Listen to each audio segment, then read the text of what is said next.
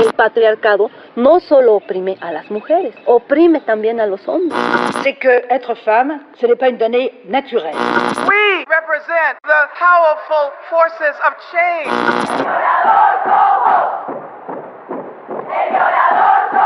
Não serei interrompida, não aturarei de um cidadão que vem aqui e não sabe ouvir a posição de uma mulher eleita. Bem-vindos e bem-vindas ao podcast do Humanas, Pesquisadoras em Rede, o coletivo de mulheres que pesquisam, ensinam e atuam na área das humanidades.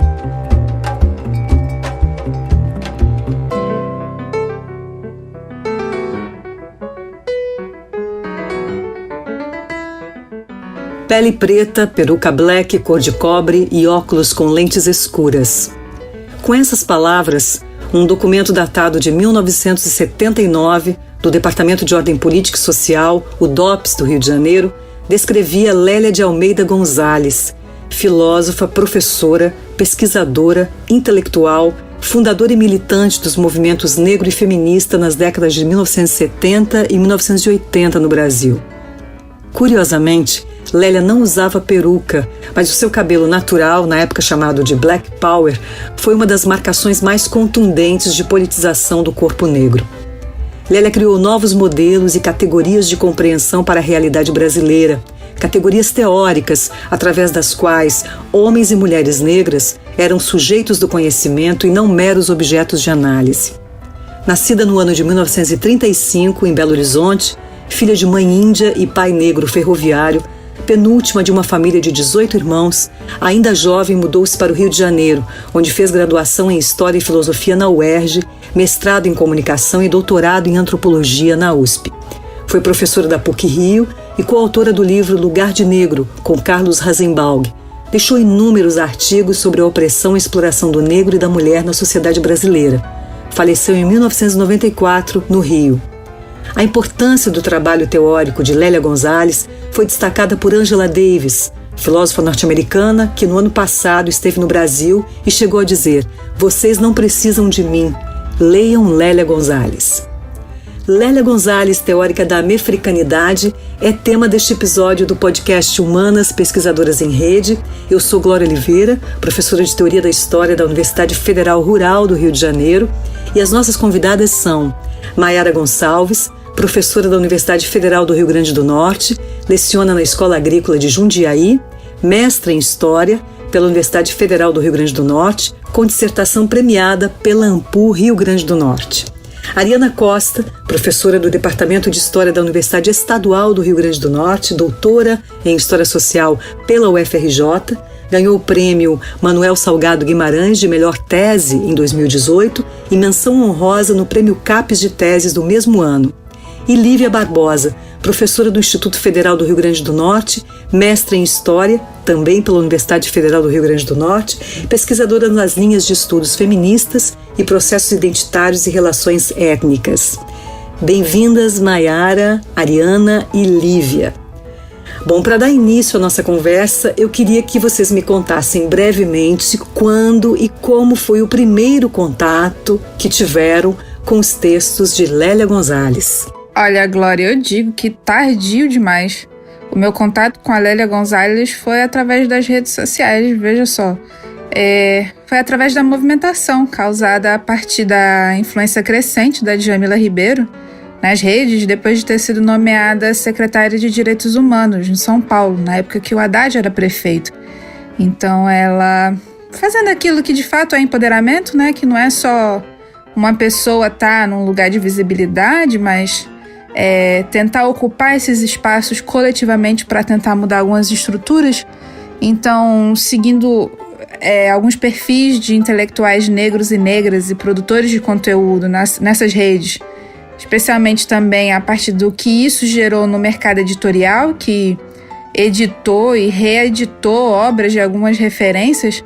Então foi assim que eu cheguei ao nome da Lélia. Como professora de História na universidade e tendo estudado História da Historiografia brasileira pelos cânones que todos nós já conhecemos, o IHGB, a tríade clássica da década de 30 e 40, e depois disso a produção universitária, eu considero isso hoje tardio demais. E aí eu elenco alguns fatores, né? eurocentrismo, androcentrismo, até mesmo a endogenia da nossa área.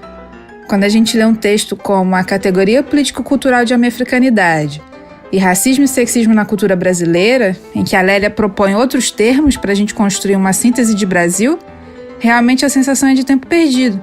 Veja, o Gessé de Souza causou uma comoção no lançamento do livro A Elite do Atraso, anunciado como novidade por não explicar o atraso nacional pelo patrimonialismo, pela corrupção, mas pela escravidão. Veja, a Lélia já está publicando isso na década de 80. No artigo que trata de americanidade, ela propõe que a gente considere o racismo como elemento que moldou o processo de formação histórico-cultural do continente americano. Então, assim, tem a sensação de que hoje, a gente está achando que está inventando a roda e um bocado de gente já vinha abrindo esses caminhos para a gente há até algumas décadas. Então, Glória, eu acho que eu poderia falar primeiro do meu interesse em ler mulheres, especialmente escritoras que discutem feminismo, surgiu uns 3 anos pra cá. E aí foi buscando conhecer Angela Davis que eu esbarrei com a conhecida fala dela, leiam Lélia Gonzalez. Então eu comecei essa minha busca e de forma irônica eu conheci Lélia por meio de uma escritora norte-americana. E finalmente comecei a ler a autora. A sensação constante de que eu deveria ter lido Lélia antes me persegue até hoje, cada texto novo que eu leio dela. A relevância de Lélia Gonzalez é inquestionável, não somente para o debate feminista, mas porque a autora toca em questões estruturais da nossa sociedade. Lélia aponta uma chave explicativa para o racismo estrutural que nos persegue.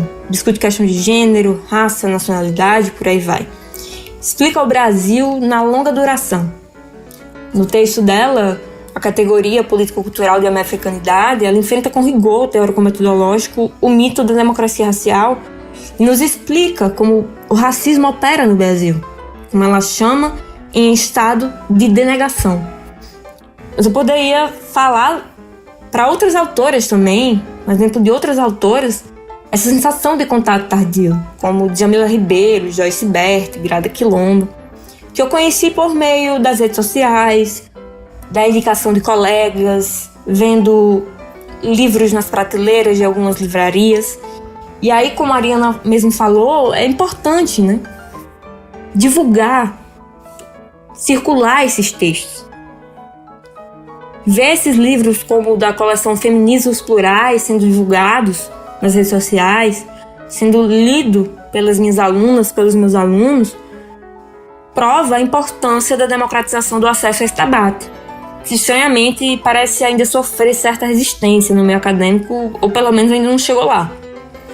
Mas, voltando a Lélia, pensar que se trata de um intelectual, antropóloga, militante, que circulava no meio internacional dos anos 70 e 80, e que, como falaram as colegas, nos surgiu tão tardiamente, diz muito sobre as estruturas que ainda renegam a produção de mulheres ao esquecimento, e principalmente sobre o nosso papel, como pesquisadoras, professoras, em difundir tais produções. Bem, Glória, em minha formação até agora, né, contando aí 2 graduações em História, o bacharelado e a licenciatura, contando a minha formação no mestrado, eu não cheguei a ler nenhuma intelectual negra.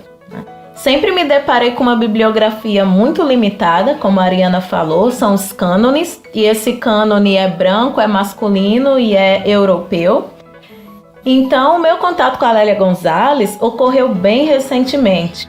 Eu posso dizer que foi coisa de 2 anos atrás. E foi bastante interessante, Glória, porque eu já me reconhecia enquanto uma mulher preta, né? Um processo que aconteceu na faixa dos meus 20 e poucos anos de idade. Hoje eu estou na 3ª década da vida, posso dizer assim, e eu lembro que eu li o meu primeiro texto da Lélia, que foi o Racismo e Sexismo na Cultura Brasileira. Quando eu li esse texto, onde ela discute a condição das mulheres negras, ela fala da objetificação, ela fala da sexualização, ela fala dessa coisa de que o casamento não pode ser desejado por mulheres negras porque fica essa ideia de que nós não fomos feitas para casar. Ela fala também que as categorias boa aparência, bem educada, bem vestida, na verdade é uma referência a mulheres brancas e não a mulheres negras, enfim, né? Ela fala como esse gênero e como essa raça perpassam a condição das mulheres negras. Então, quando eu terminei de ler esse primeiro texto dela, eu falei, caramba, era isso, né? Aliás, é isso. E eu tive o contato inicial dos textos da Lélia Gonzalez, principalmente por coleções que reúnem essas produções que foram postas em 1970 e 1980. Então, como a Lívia pontuou, é muito importante essas republicações e também um retorno da circulação desses textos. Eu, por exemplo, sou professora do ensino médio técnico na Escola Agrícola de Jundiaí e hoje em dia as minhas alunas pretas, né, que são em sua maioria adolescentes, elas já têm a oportunidade de ter contato com autoras igualmente pretas que na minha época isso era impensável, né? A Lélia Gonzalez, ela estava falando sobre as opressões das mulheres negras em 1980 e eu nasci no final dos anos 80 e isso tudo só fica nítido para mim após os 20 e tantos, né, anos de idade, e eu só descubro as produções dela aos 30 anos, então isso é muito significativo. E eu me pergunto, sabe, Glória, por que eu não cheguei a ler a Lélia Gonzalez e outras intelectuais negras na escola, na academia ou mesmo na pós-graduação, né? Ou mesmo porque só recentemente, no momento em que eu leio a Lélia Gonzalez, a Sueli Carneiro, a Djamila, a Carol Acotirene, a Joyce Beth, enfim, né? É que eu passo a compreender as opressões de ser uma mulher negra brasileira e principalmente que há uma teorização para isso, né? Então eu cito aqui a própria Lélia Gonzalez, que ela diz o seguinte, que me parece que a gente não chegou a esse estado de coisas. O que é, na verdade, é que parece que a gente nunca saiu dele. É muito boa e oportuna essa citação, Mayara. Talvez nós tenhamos que usar as próprias teorizações da Lélia Gonzalez para entender por que nós estamos tendo um contato tão tardio com intelectuais como ela, né? Bem, atualmente, muitas comentadoras consideram que a Lélia foi uma espécie de pioneira do pensamento feminista interseccional, do próprio feminismo decolonial, do feminismo negro. É uma questão interessante que a própria Lélia não deixou de denunciar práticas sexistas e machistas dentro do próprio movimento negro, isso lá nos anos 80. Ela inclusive chegou a coordenar um coletivo chamado Nizinga, com mulheres negras de baixa renda, na zona oeste aqui do Rio de Janeiro. E portanto o que a gente observa, é que a articulação das lutas contra o racismo, contra o sexismo e contra as desigualdades de classe nunca foram lutas fáceis de serem conciliadas, né? Ou, digamos assim, resolvidas dentro dos próprios movimentos sociais. Vocês acham que Lélia Gonzalez resolve? Como ela resolve essa tensão entre raça, gênero e classe nas suas teorizações? Um dos caminhos para a gente tentar compreender como a Lélia Gonzalez resolve essa tensão, Glória, é perceber como ela consegue ocupar diversos espaços. No final dos anos de 1970, algumas organizações de um movimento negro no Brasil, seja na imprensa, seja em clubes ou mesmo em organizações de abrangência nacional, como foi o caso da Frente Negra Brasileira, já se articulavam propostas de luta contra o racismo, contra a violência policial e também se promovia uma conscientização racial no Brasil. E a Lélia Gonzalez, ela consegue incluir as discussões de gênero dentro do Movimento Negro Unificado, que foi fundado em 1978. Só que ela inclui essas discussões não apenas dentro do movimento negro, mas também ela leva a pensar o gênero e a raça para outros espaços. Por exemplo, quando a Lélia Gonzalez iniciou a militância dentro dos movimentos negros, ela já possuía uma carreira como professora, como pesquisadora, ela já circulava nos meios intelectuais e culturais do Rio de Janeiro. E é importante lembrar também que nessa mesma época, nos anos 70, as análises produzidas sobre mulheres negras era aquela coisa muito fechada em uma chave explicativa socioeconômica. Então a Lélia Gonzalez, ela pensa além. E aí, quando eu digo que ela pensa além, é porque ela feminiza o discurso de raça, que é um discurso que está ainda muito voltado para ações e que pensam prioritariamente a inclusão racial nas políticas públicas, né? Então a Lélia ela leva as reflexões de gênero para dentro do movimento negro e ao mesmo passo ela pensa além porque ela racializa o movimento feminista, que é um movimento que tem um enfoque muito forte num gênero branco ocidental e que tem muita dificuldade de pensar as desigualdades de classe e raça dentro dessa perspectiva de gênero. Então a Lélia Gonzalez, ela cria um movimento contemporâneo de mulheres negras brasileiras como sendo uma resposta às tensões de raça, de gênero e de classe. As mulheres negras, elas são o coração do conceito de interseccionalidade, né? Como fala a Carol Acotirene. E essa interseccionalidade, ela é, antes de tudo, um conceito do território discursivo do feminismo negro. Então, a própria Lélia Gonzalez, no artigo intitulado Por um Feminismo Afro-Latino-Americano, onde ela aborda a importância das lutas que ela vai chamar de amefricanas, que são lutas contra opressões de raça, de classe e de gênero.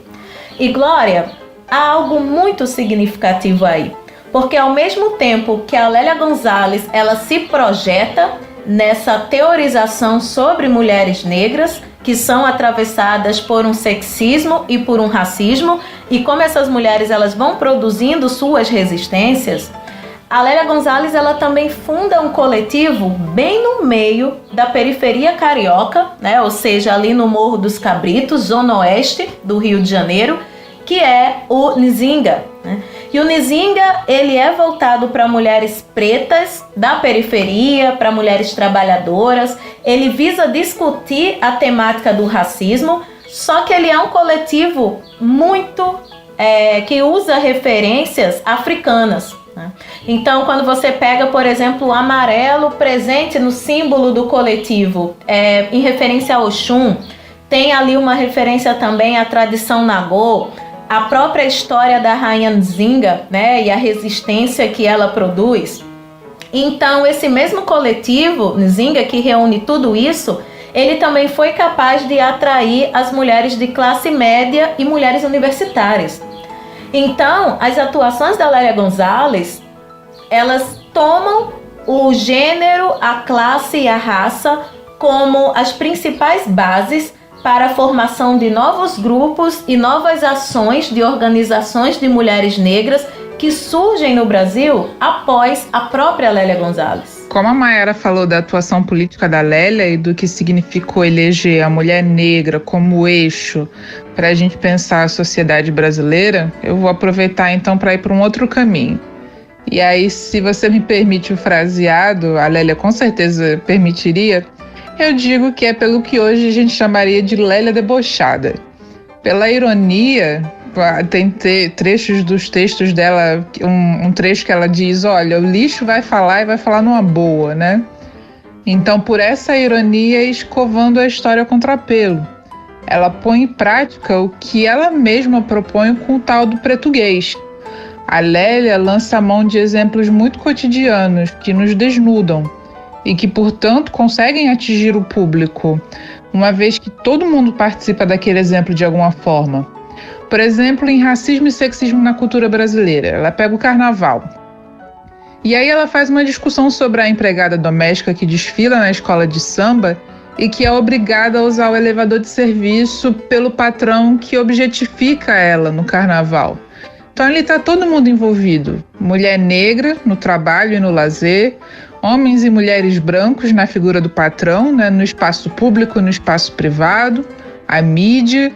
Então, assim, percebe-se pelos seus textos que a Lélia era uma grande comunicadora, com talento para ver o universal no particular. Além desses pontos que a Ariane e a Mayara falaram, assim, que dizem respeito às vivências, à escrita de Lélia, eu acho que é muito interessante a gente pensar a própria formação da Lélia Gonzalez. Que ela atua nos campos da filosofia, história, comunicação, antropologia. A gente está falando de uma formação transdisciplinar, É impensável, assim, muito difícil pensar isso nos dias de hoje, né? A gente tem uma formação tão especializada, endógena. Então, uma possibilidade para pensar como foi possível a Lélia articular cultura, economia e política através de uma categoria como a mefricanidade passaria por aí. Assim, vamos pegar o pensamento do psiquiatra martinicano Frantz Fanon, que a Lélia utiliza.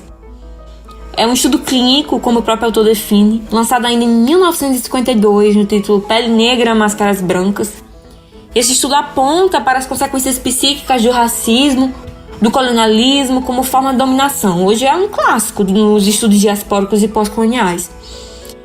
É com esse pessoal que a Lélia está dialogando, Glória. Isso além de psicanalistas como M.D. Magno, lacaniano, o próprio Freud, que ela cita em alguns de seus textos. E a outra questão é a circulação da Lélia no meio internacional, trocando referências. Porque vamos pensar, ao ter contato com outras sociedades formadas em processos históricos distintos, Lélia parece fazer um exercício de aproximação e distinção ao mesmo tempo, o que concorre para identificar particularidades da experiência histórica de uma América colonizada também pelos africanos. Por isso, sua Améfrica. A possibilidade de comparação e seu passeio por áreas diferentes se fundem e resultam em um conceito muito refinado e complexo, como o de amefricanidade. Pois é, e esse é o conceito que nos interessa aqui. Pois, assim como no Frantz Fanon, que a Lívia acabou de mencionar brevemente, né, nas reflexões da Lélia Gonzalez, nós percebemos o quanto é central a mobilização de categorias da teoria psicanalítica, né? Ela usa essas categorias da psicanálise para explicar a desigualdade racial e social brasileira como formações inconscientes, né, que ela observa serem exclusivamente brancas europeias, operando, aí ela puxa o conceito de denegação, né, das nossas origens indígenas, latinas e africanas. Pois bem, para vocês, qual seria a potência política atual do conceito que a Lélia propôs de amefricanidade? A gente já falou um pouco na última questão sobre a formação diversa da Lélia Gonzalez, como ela dialogou com tantas áreas diferentes. E aí, seguindo essa lógica, eu queria começar a refletir justamente sobre o ponto da psicanálise e da influência freudiana na escrita de Lélia. Quando ela fala da negação, ela está usando o conceito de Freud. E esse conceito surge de uma situação bem interessante. Freud constatou que os sonhos eróticos do seu paciente poderiam ser analisados por meio de suas negações. Então, ao dizer que sua parceira não era sua mãe, o paciente na verdade afirmava sua pulsão sexual, que resultava na sua neurose. É daí que nasce a da negação, Glória, que vem da negação de algo que existe. O racismo é a neurose dos brasileiros, como diz Lélia. O brasileiro rejeita o racismo, mas ele é real. E aí, só pra gente fazer um exercício, vamos pensar por outro lado. Se o brasileiro nega o racismo, o que ele afirma? Como ele quer ser visto? E aí, pegando a deixa da Ariana, eu não posso deixar de usar o recurso de ironia tão usado pela Lélia. Vamos fazer um exercício aqui. O que é que você precisa fazer para um brasileiro dizer que tem ascendência italiana ou alemã? Eu diria que nada. Ele vai dizer isso em algum momento. Enquanto a exaltação à herança africana, indígena, e aí falando principalmente em anos 80 e 90, eu já não sei se a gente pode dizer o mesmo, não. Lélia não se utiliza dos conceitos freudianos por acaso. O sonho erótico do brasileiro é ter uma origem diferente dos outros. O racismo, porém, é negado, é recalcado. Afinal, o Brasil é um país miscigenado, cheio de tipos, como descrito pelo ex-presidente FHC em 1994, ao se declarar, entre aspas, um mulatinho, com o pé na cozinha. Lélia vem e chama o Brasil ao divã e nos mostra aquilo que buscamos extrair, jogar fora da nossa identidade. É aí que a mefricanidade entra, Glória, porque é uma identidade que explica a nossa construção histórica distante tanto daquilo que denegamos como daquilo que afirmamos, como o recurso da miscigenação, a tal da democracia racial, tão retomada na nossa atualidade. Em 1988, Lélia escreveu Por um Feminismo Afro-Latino-Americano. Nesse texto, retoma com força a necessidade de se pensar raça dentro do feminismo. E fora da escrita, do papel, ela está atuando fortemente no movimento negro unificado. Nessa data assim, tão simbólica, ocorre a promulgação da Constituição Federal, que ganhou o apelido de Cidadã, e comemorava-se o centenário da promulgação da Lei Áurea. Como bem fala Lélia logo no início do seu texto, a luta pela liberdade contra o racismo não começou em 1888. Já de longas datas e hoje, a afirmação que se faz é de um país de alta cultura, branco, regido pelos clássicos, sem discurso sobre qualquer diferença ou diversidade. Um país que nunca existiu. Lélia Gonzalez é atual, pois precisamos novamente pôr o Brasil nesse divã e defender que este nunca será um país verdadeiramente livre enquanto recalcarmos os nossos problemas estruturais. E o fato de a lermos nos chocando com sua atualidade, Glória, é um sinal de que essa luta ainda está bem longe de acabar. A mefricanidade permanece atual.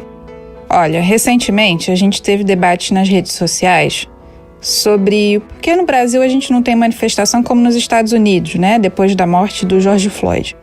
Então a imagem daquela delegacia em Minnesota em chamas foi impactante.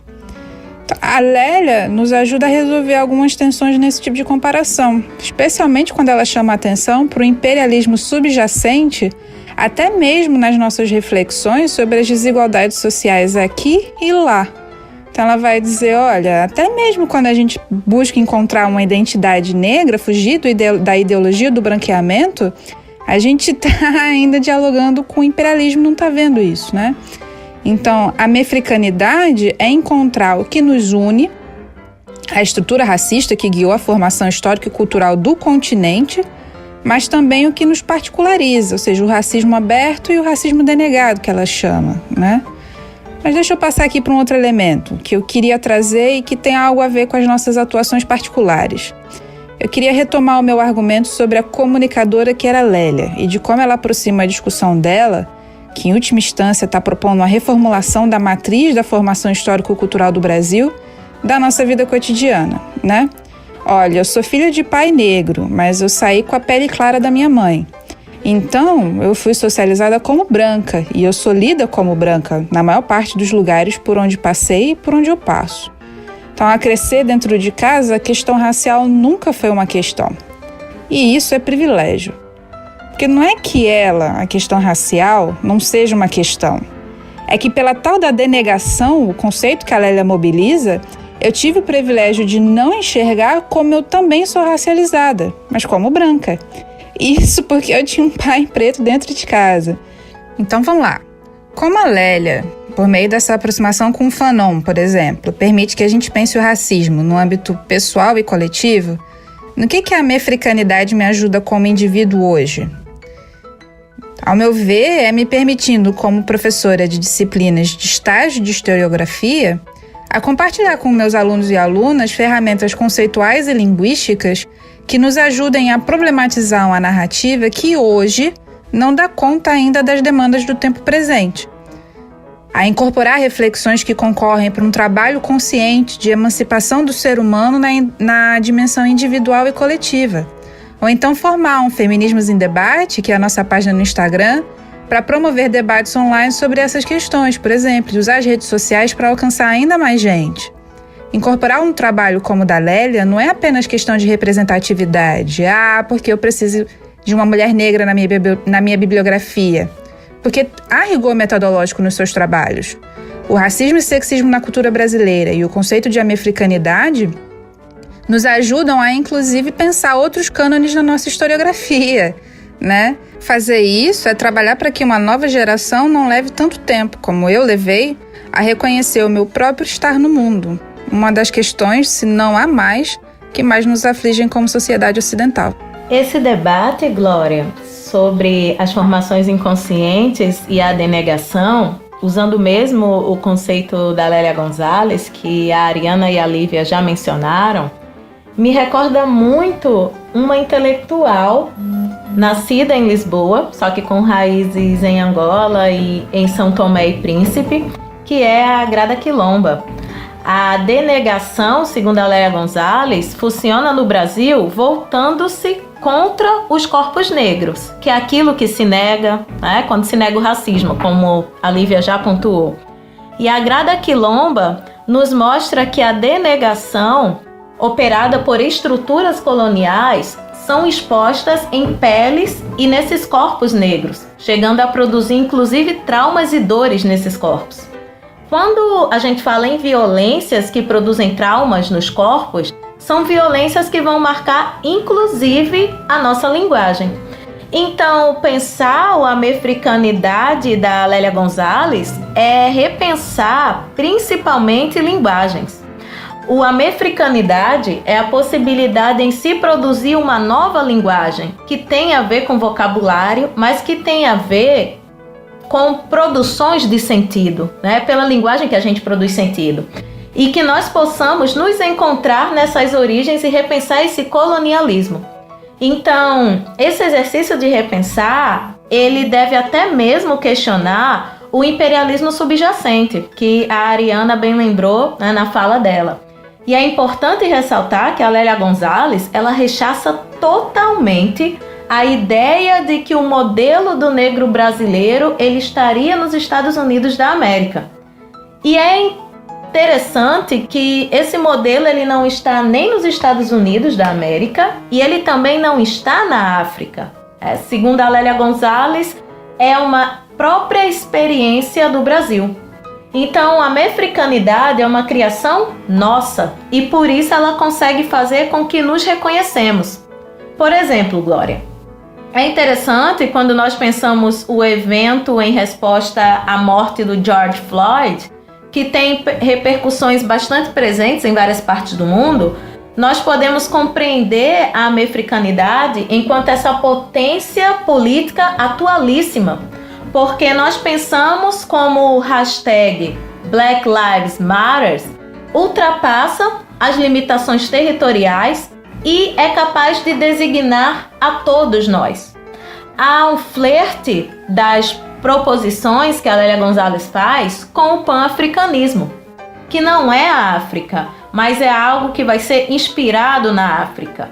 Como ela coloca em suas palavras, que não é algo que nos leva ao outro lado do Atlântico, mas é algo que nos traz de lá e que nos transforma.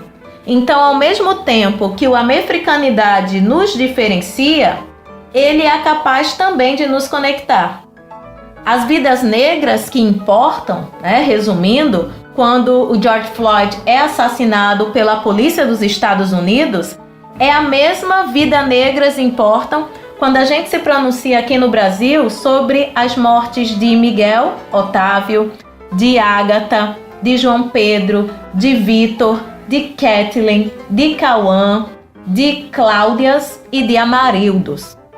Mesmo que essa identidade única ela seja uma identidade forçada por sociedades que são diferentes e que também vêm de diversas partes do mundo, né, os diaspóricos, o conceito de americanidade ele é democrático, porque ele nos une ao constatar que há uma similaridade em Cuba, no Haiti, no Brasil, na Colômbia, nos Estados Unidos e entre outros espaços.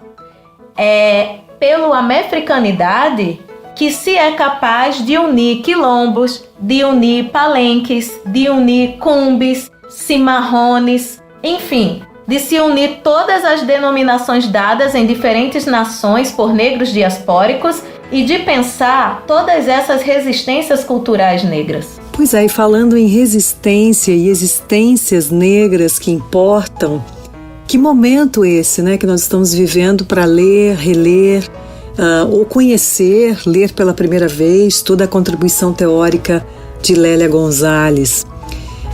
Para a gente ir encaminhando nossa conversa para um arremate, digamos assim, o que vocês indicariam como textos ou como leituras para uma aproximação ao pensamento teórico e político de Lélia Gonzalez? eu vou recomendar uma obra que não necessariamente se debruça sobre o pensamento da Lélia, mas nos ajuda a entender, de uma maneira mais geral, a produção de intelectuais negras brasileiras, que é a tese de doutorado da Ana Cláudia Jaqueto Pereira. Essa tese foi publicada recentemente pela editora Letramento e tem justamente esse nome, Intelectuais Negras Brasileiras, Horizontes Políticos. A Ana Cláudia Pereira defendeu a tese dela pelo IESP da UERJ, né? E o que ela vai fazer? Ela vai fazer um levantamento da produção dessas intelectuais, né? A partir dos seus escritos, a partir de suas entrevistas, para tentar compreender quais são as categorias que são mobilizadas, o que aproxima e o que diferencia essas mulheres. Então, talvez seja interessante um tipo de obra como essa para a gente compreender o que é que está em jogo no que essas mulheres estão produzindo, né? E aí, a partir daí, abre um pouco os nossos horizontes para a gente ir compreendendo os trabalhos específicos de cada uma. Bem, seguindo essa perspectiva da Ariana, né, que já trouxe uma produção, fruto de uma tese, sobre mulheres intelectuais negras, eu gostaria de ressaltar principalmente duas mulheres intelectuais, que é, primeiro, a Grada Quilomba, que já foi mencionada nessa nossa conversa de hoje. E a Grada Quilomba, ela tem um livro riquíssimo, que é o Memórias da Plantação, Episódio do Racismo Cotidiano. E nessa obra ela trabalha os relatos de mulheres negras e como as violências, os silenciamentos, eles marcam as experiências e zonas subjetivas desses corpos negros.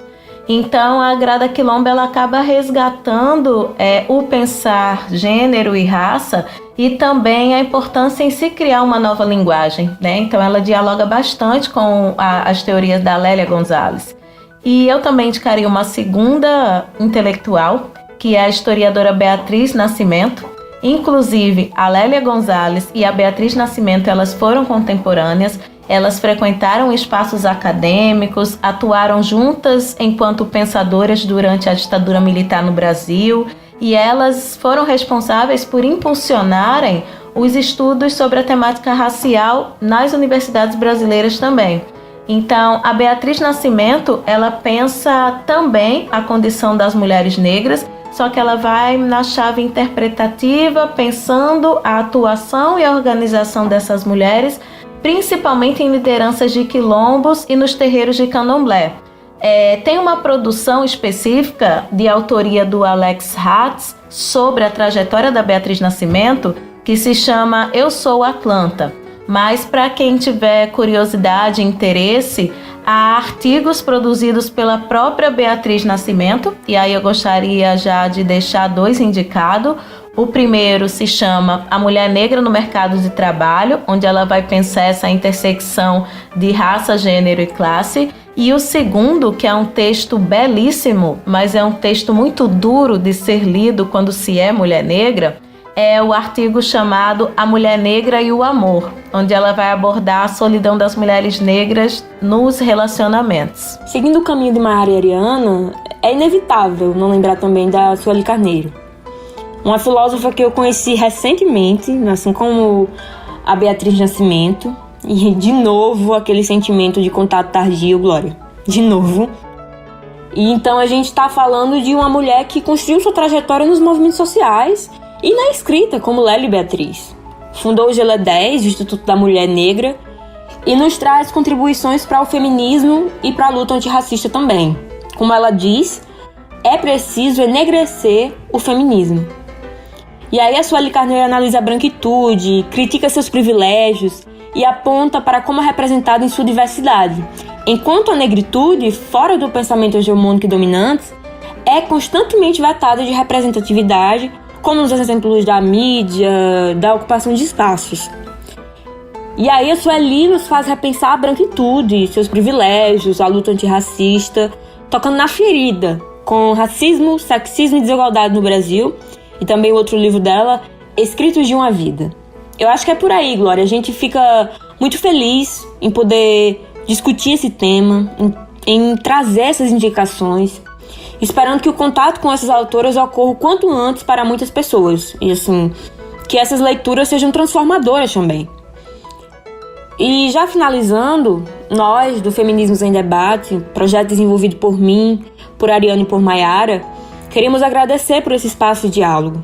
Somos 3 professores de História e historiadoras tentando compensar o tempo longe dessas autoras, proporcionando através do nosso projeto aulas públicas para a gente discutir algumas dessas intelectuais mencionadas nessa conversa que nós tivemos aqui. E assim, somos muito gratas ao projeto Humanas Pesquisadoras em Rede por proporcionar esse momento riquíssimo de conversa. Muito obrigada. Lívia, Maiara e Ariana, eu é que agradeço a contribuição de vocês nessa conversa sobre Lélia Gonzalez, teórica do americanismo, e também as ótimas indicações que vocês estão deixando aqui, inclusive para os próximos programas, né? Este foi mais um episódio do podcast do Humanas Pesquisadoras em Rede, com montagem de áudio de Antônio Siqueira, trilha sonora com as faixas Flor de Abril, com o duo de pianos de Bianca Gismonte e Cláudia Castelo Branco, e Coisa número 4, da percussionista Lan Lan. Acompanhe nas redes sociais, Facebook, Twitter e Instagram, os nossos próximos episódios de podcast Humanas Pesquisadoras em Rede.